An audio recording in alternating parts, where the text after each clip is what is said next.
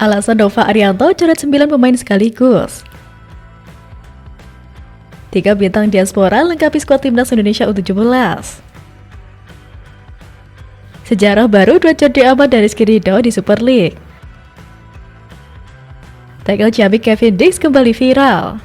Simak kabar selengkapnya hanya di Timnas Face Update.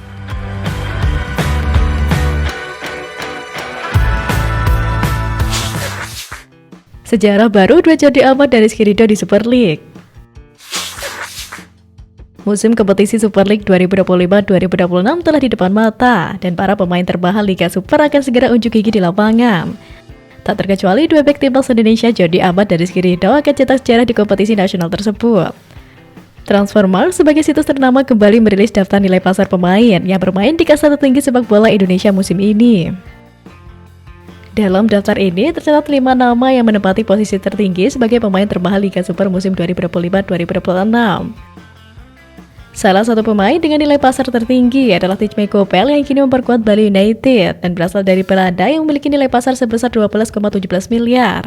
Peringkat kedua, pemain termahal Liga Super ditempati bek timnas Indonesia yang kini bergabung dengan Persija Jakarta.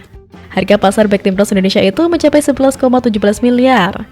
Meski telah memasuki usia 33 tahun, nilai pasarnya tetap tinggi karena pengalamannya di La Liga dan Premier League. Di posisi ketiga, pendatang baru di kompetisi sepak bola Indonesia, Carlos Hendrik Franka, menjadi pemain ketiga dengan harga pasar tertinggi. Striker 30 tahun ini memiliki nilai pasar mencapai 9,56 miliar. Selanjutnya, nama lokal yang berhasil menembus daftar 5 besar adalah bek muda Persija Jakarta, Rizky Ridho. Meski belum pernah berkiprah di luar negeri, harga pasarnya tetap tinggi. Pemain Persija ini memiliki nilai pasar mencapai 9,56 miliar. Ini jadi harga tertinggi pemain lokal non-naturalisasi. Performa konsisten di level klub dan timnas membuat nilai pasarnya meningkat pesat dalam setahun terakhir. Dengan usia masih 23 tahun, Ridho berpotensi terus meningkatkan harga pasar pemain bola di musim-musim mendatang.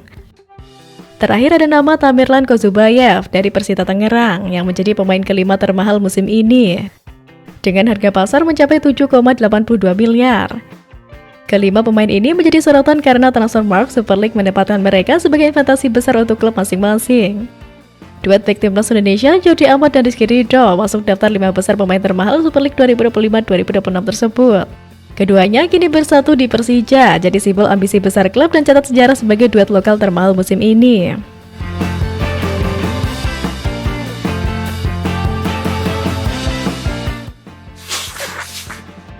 Tackle Ciamik Kevin Dix kembali viral.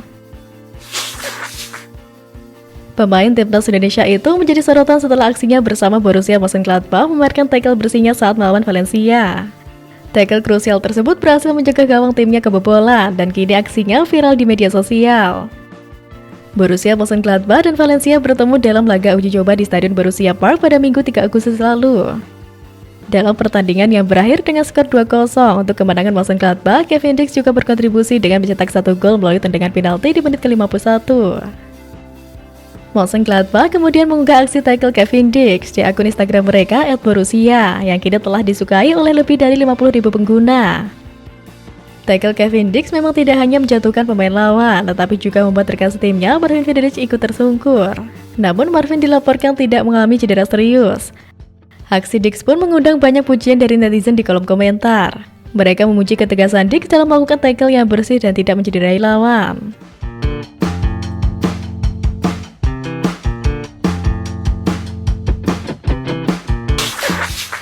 Alasan Nova Arianto coret 9 pemain sekaligus.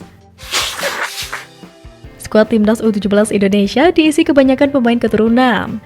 Jelang Piala Kemerdekaan 2025, Nova Arianto mengumumkan daftar 30 pemain yang akan ikut serta dalam laga tersebut di Sumatera Utara pada 12-18 Agustus 2025. Dari daftar nama itu terdapat 3 pemain diaspora, yaitu Eizer Jacob, Nova Pohan, dan Matthew Baker. Lantas bagaimana dengan nama-nama pemain keturunan lain?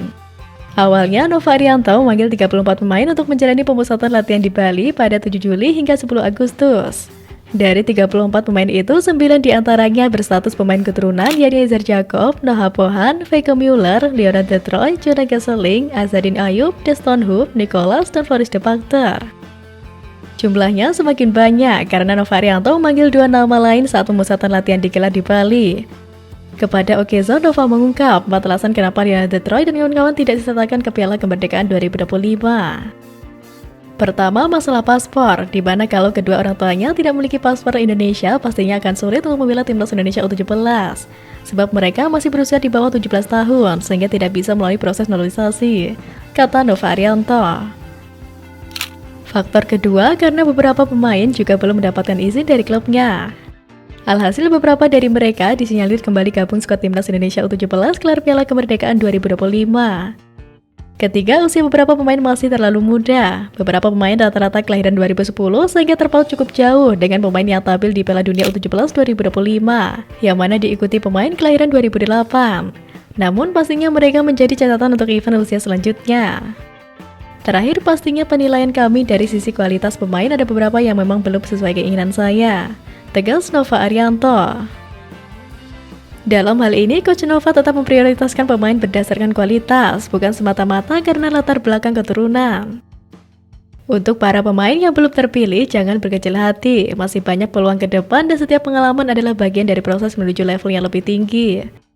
Buktinya, banyak pemain timnas senior yang tidak berawal dari level usia muda, tapi mampu menembus skuad utama berkat kerja keras dan konsistensi di klub masing-masing. 3 bintang diaspora lengkapi skuad timnas Indonesia U17. 3 nama diaspora yang akan lengkapi skuad Garuda U17 adalah Matthew Baker, Jacob Tanjung, dan Noah Simangungsong. Baker baru saja menjalani debut bersama tim senior Melbourne City dan harus segera merapat ke Garuda Asia. Sementara itu, Aizer bermain untuk Sydney 2 dan Noah membela NEC Breda U15.